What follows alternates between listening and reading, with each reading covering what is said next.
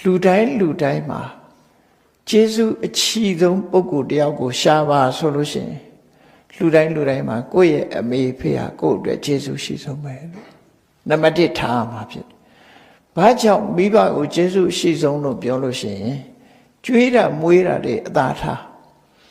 မိဘကလူလောကကိုလာခွင့်ပေးလိုက်တဲ့ကျေးဇူးပဲနော်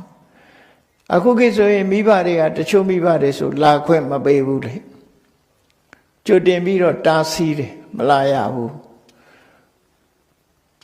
လာပြန်လို့ရှိရင်လည်းပဲအမိုက်ပုံးနဲ့ထည့်ပစ်တာရှိသေးတယ်အဲ့တော့အလာလည်းမခံဘူးလာလို့ရှိရင်လည်းလွှင့်ပစ်တာရှိတယ်ပေါ့ခေတ်ကအဲ့ဒါလိုဖြစ်လာအဲ့တော့မိဘဆိုတဲ့ immigration ကကိုယ်လက်ခံမှသူဟာလူလောကရောက်နိုင်တယ်အဲ့တော့ကိုလူလောကရောက်လာတာဟာမိဘရဲ့ကျေးဇူးပဲဖြစ်တယ်ပေါ့အကယ်၍မိဘကကိုယ်ကိုလက်မခံခဲ့ဘူးဆိုရင်လူဖြစ်ဖို့ရဘလို့မှဖြစ်နိုင်မွေးဖွားလာပြီးနောက်ကိုယ်ကိုပြုစုဆောင်ရှောက်မှုမပေးဘူးဆိုရင်လည်းဘလို့မှလူဘဝမှာကြီးထွားလာနိုင်မှာမဟုတ်ဒါကြောင့်မို့ဣမတ္တလောကတ္တဓာတိတာရောဒီလောကကြီးကိုမြင်စေတာပြသတာမိဘရဲ့ကျေးဇူးဒီကျေးဇူးဟာဘလို့မှတုံးဆက်လို့မရဘူးပြန်ဆက်လို့မရဘူးကျွေးတာကိုပြန်ကျွေးလို့ရတယ်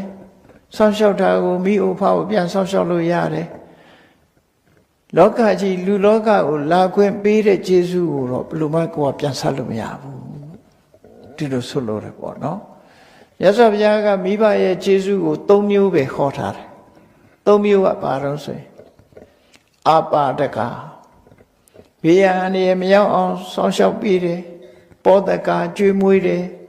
ဣမတ္တလောကတ္တဓာတိတာရောဒီလောကကြီးကိုလာခွင့်ပေးတယ်ဆိုဟာအဲ့ဒီကျေးဇူးပဲအဲ့ဒီကျေးဇူး၃မျိုးထဲမှာဣမတ္တလောကတ္တဓာတိတာရောလူဖြစ်ခွင့်ပေးတဲ့ကျေးဇူးဟာအကြီးမားဆုံးကျေးဇူးလို့သူတို့ပြော